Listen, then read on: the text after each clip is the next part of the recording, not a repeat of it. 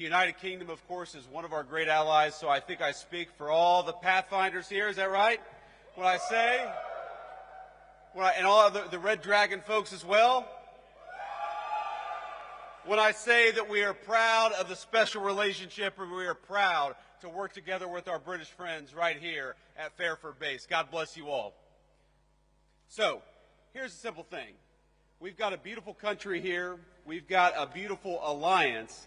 And I think every single one of you know that for over 100 years, we have worked with our friends from the United Kingdom to achieve great victories. And if you look at the long sweep of history, every time something big happens for the world, every time a great victory is won for freedom and for peace and for prosperity, it is almost always the Brits and the Americans that do it together, and we win every single time we go to war together. You guys know that as well as anybody.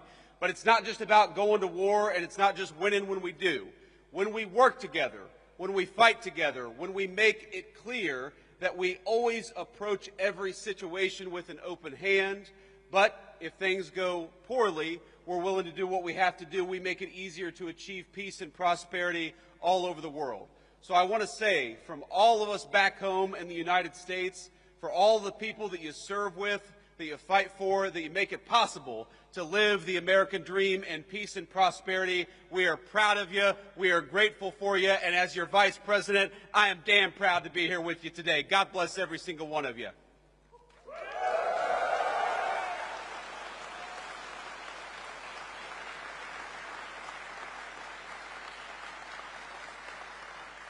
Now, it would be impossible for me to list every single thing that has happened just from this single base over the past 100 years. From World War I to our operations against terrorists in Yemen, the history of this base, of its mission, of all of the things that we've done with our friends from the United Kingdom, it is a very, very proud tradition.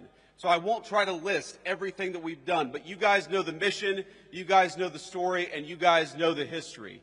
We have done so much with our English friends, with our friends from the UK, and I started the week at a place called Chevening with the Foreign Secretary of the United Kingdom, further south in the country in a county called Kent. And what we did is we worked on one of our most important shared security goals in Europe, which is the end of the war between Russia and Ukraine. The President of the United States came in 6 months ago, and I just talked to him right before I came on the stage, and he said very simply that we are going to make it our mission as an administration to bring peace to Europe once again. But as you all know, it is impossible to bring peace anywhere unless the bad guys are also worried that we've got a hell of a fine Air Force and a hell of a fine military to back up the peace to begin with. So what you guys do, even though you may not see it every single day, is you make it possible. You make it possible for us to accomplish the President's goals through negotiation. You make it possible for us to go into a room and say, yes, we want peace. Yes, we want to work together. Yes, we'd like to bring an end to this terrible conflict, but we've also got some great airmen back at Fairford and other bases. They're going to make sure that no matter what happens, the peace and the prosperity and the goals of the American people are going to be well served by what you do. So I think if you look back at the last 6 months, if you look back at the number of lives that we've saved in Rwanda and the Congo, the President ended a 30-year war there. If you look at what we've done in the East Asia, where the President ended a conflict, in Serbia, Kosovo, where the President has brought peace to that area of the world, and now, in just a couple of days, with the President heading to Anchorage, Alaska, to try to achieve an end to this terrible war in Russia and Ukraine. You guys make that possible. You guys are the reason why we can go into a negotiation with strength. You guys are the reason why we have leverage in these conversations with world leaders, because they know that if we cut a deal, it is backed up by the finest fighting force anywhere in the world. And that is what makes your job so important, and that's what makes it so important and such a proud moment for me to be here with you today. Because nothing that I do, nothing that we do as an administration is possible without the hard work, the courage, and the skill that you guys bring to the job. Now, I mentioned earlier I was at Chevening meeting with the British Foreign Secretary. I've met with a number of foreign leaders just in the last, hour I had a call with about 30 European leaders.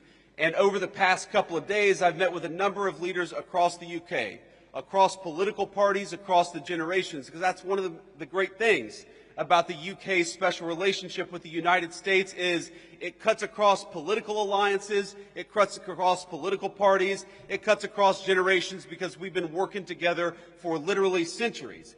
And you know what every single person that I meet often tells me? They tell me about how impressed they are by the skill, by the determination, and by the dedication of the American military. You all are what make it possible for us to do what we do. When Marco Rubio, our great Secretary of State, goes to engage in some diplomatic negotiation, he knows that he's got the great people of the Secretary of Defense standing behind him.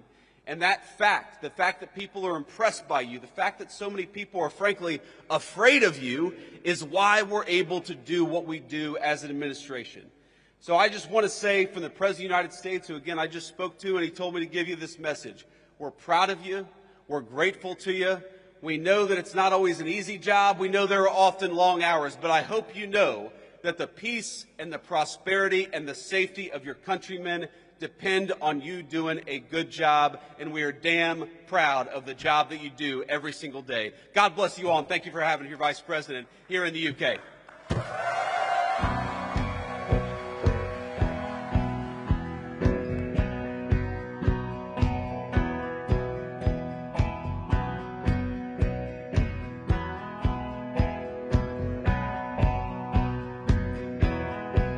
Lord, it's the same.